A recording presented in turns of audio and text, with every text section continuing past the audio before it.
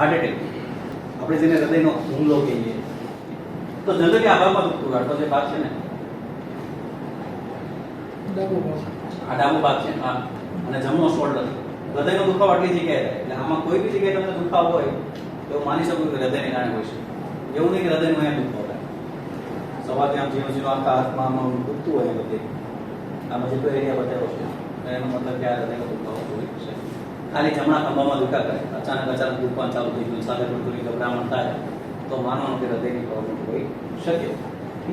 બીજા બી કારણ હોઈ શકે, પણ આપણે હૃદયને અમે તરત ECG કાઢીને જોઈ લઈએ. આવા કેસમાં અમે અત્યારે કોઈ રિસ્ક લઈએ નહીં.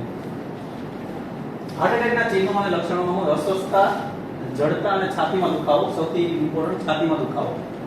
આપણે પેશન્ટ અમારી પાસે શું લઈને આવતા હોય? છાતીનો દુખાવો, ગભરામણ અને પરસ્પિરેશન, એટલે પરસેવો. તમે ઠંડક હોય તો એને પસીનો થવા માંડે, ગભરામણ થાય, છાતીનો દુખાવો. અને મેં કીધું એમ વજન લાગે છાતી, એને એવું લાગે કોઈ બેસી ગયું, માથે કોઈ પર બેસી ગયું એવું લાગે. રસો બધો કોઈ વજન મૂકી દીધો હોય ને છાતી પર, એવું એ ટાઈપનો દુખાવો થાય. પણ દુખાવો થાય ને એ પેશન્ટ કહેશે કે મને દુખે છે, મને ગભરામણ થાય છે. જ્યારે કાર્ડિયાક એરેસ્ટમાં માણસ બોલી શકશે નહીં. આ બે વચ્ચે ડિફરન્સ. ખભા, ગરદન, જડબા અને પેટમાં ફેલાતો દુખાવો, છાતી પર વજન અનુભવવું, ચક્કર અને મૂર્છા. ઘણી વાર આમાં બી માણસ બેભાન જેવો થઈ જાય, પણ એનો શ્વાસ ચાલતો હશે. પરસેવો, સામાન્ય શ્વાસ લેવામાં મુશ્કેલી, ઉબકા અને ઉલટી. આટલી વસ્તુ હોય તો તમારે માનવાનું કે આમાં હાર્ટ એટેક હોઈ શકે, સંભાવના છે. પ્રાથમિક સારવાર શું છે આ માટે? તમે શું કરી શકો? વ્યક્તિને આરામદાયક સ્થિતિમાં શું આવશે? જેટલું માણસ આરામ કરશે એટલું એને બોડીને ઓક્સિજન ઓછી જરૂર પડશે, એટલું હૃદયનું કામ ઓછું, એટલો હૃદયને આરામ મળશે. સિમ્પલ. શરીર જેટલો આરામ કરશે એટલું એને ઓક્સિજન ઓછું જોશે, એટલું હૃદયને કામ ઓછું કરવું પડશે. જેટલું હૃદયને ઓછું કામ કરવું પડશે એટલું એને ઓક્સિજન ઓછો જશે. મેઇન વસ્તુ છે, હૃદયને બી ઓક્સિજન નથી મળતો. હૃદયની પોતાની બ્લડ સપ્લાય છે એ બંધ થઈ ગઈ છે કોઈ બી કારણસર. નળી સાંકડી થઈ ગઈ, નળીમાં બ્લોકેજ થઈ ગયું, એને કારણે એને પોતાનો બ્લડ સપ્લાય મળતો નથી, એને પોતાનો ઓક્સિજન મળતો નથી. હવે કામ જેટલું વધારે કરશે એટલો વધારે ઓક્સિજન જોશે.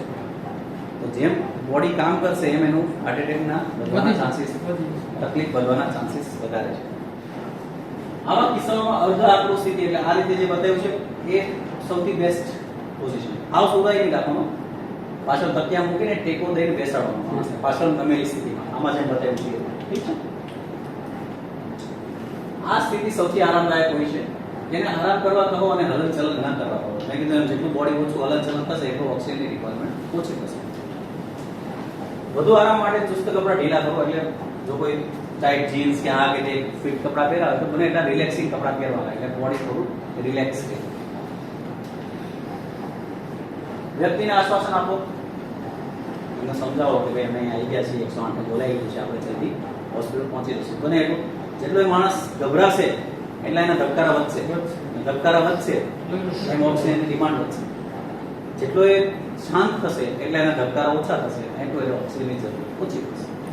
તો માણસને શાંત રહેવા કહેવાનું છે. પૂછો કે શું વ્યક્તિ તેના હૃદયની સ્થિતિ માટે દવા લે છે? એને પૂછો એને કોઈ દવા ચાલુ છે? જો એમ હોય તો વ્યક્તિને સૂચવેલ દવા આપી દો, જે બી દવા એટલે આવે. જો દર્દીને તેની સાથે નાઇટ્રોગ્લિસરીન સૂચવ્યું હોય તો તેને માટે 3 ડોઝ સુધી લેવાનું સલામત છે. પેલી નાઇટ્રોગ્લિસરીન એટલે પેલી સોર્બિટ્રેટ ટેબ્લેટ આપેલી હોય છે. જનરલી આવા હાર્ટના પેશન્ટ હોય ને એને અમે ટેબ્લેટ આપી રાખતા હોય, હારે જ રાખવાની. આવું કંઈ બી અચાનક દુખાવો ચાલુ થઈ જાય એક જીભ નીચે મૂકી દેવાની, ઝીણી ગોળી આવે, જીભ નીચે મૂકી દેવાની સિમ્પલ. એટલે પૂછી લેવાનું ભાઈ તમને આવી કોઈ દવા ચાલુ છે? હા કે તરત એના પર્સમાંથી કાઢીને જીભ નીચે મૂકી દેવાની. આવી 3 ગોળી સુધી તમે આપી શકો. હાર્ટ એટેક માટે પ્રાથમિક જો ત્યાં એસ્પિરિન ઉપલબ્ધ હોય તો તે વ્યક્તિને એસ્પિરિન ગોળી ચાવવાનું કહો અને પછી તેને થોડા પાણી સાથે કરી દો. એસ્પિરિન આવી પેલી ડિસ્પ્રિન આવે છે, ખબર હોય? ડિસ્પ્રિન આના માટે બહુ બેસ્ટ. આ રીતે પાણીમાં નાખી દો ને એટલે એ સોડાની જેમ ઓગળી જશે. એ સૌથી બેસ્ટ. એ તમે એક ગ્લાસમાં નાખીને આપી શકો. નજીકની આરોગ્ય સંભાળ સુવિધા અથવા હોસ્પિટલમાં તાત્કાલિક પરિવહનની વ્યવસ્થા કરવા. પેશન્ટ હોસ્પિટલ તો લઈ જ જવાનું. એવું નથી કે ભાઈ નાઇટ્રોગ્લિસરીન આપી દીધી કે સોર્બિટ્રેટ આપી દીધી એટલે તમારું કામ પૂરું થઈ ગયું. તરત ને તરત આપણે એને કોઈ બી હોસ્પિટલમાં શિફ્ટ કરવા છે. એને બી ઓક્સિજન આપવું પડશે, બહારથી આરામ આપવું પડશે. ઓક્સિજન સૌથી બેસ્ટ છે આવા કેસમાં, અને એને રેસ્ટ. અને પછી આગળ કંઈ કરવાનું થાય તો એન્જિયોગ્રાફી, એન્જિયોપ્લાસ્ટી એ બધું આપણે હોસ્પિટલમાં કરી શકીએ. જો તે વ્યક્તિ પડી જાય તો તેનું અવલોકન કરતા હોય, વાળ વચ્ચે પડી જાય અથવા કોઈ કારણસર જો કાર્ડિયક એટેકને કારણે, હાર્ટ એટેકને કારણે માણસ કાર્ડિયક એરેસ્ટમાં જતો રહેશે તો આપણે તરત CPR ચાલુ કરી દેવું પડશે.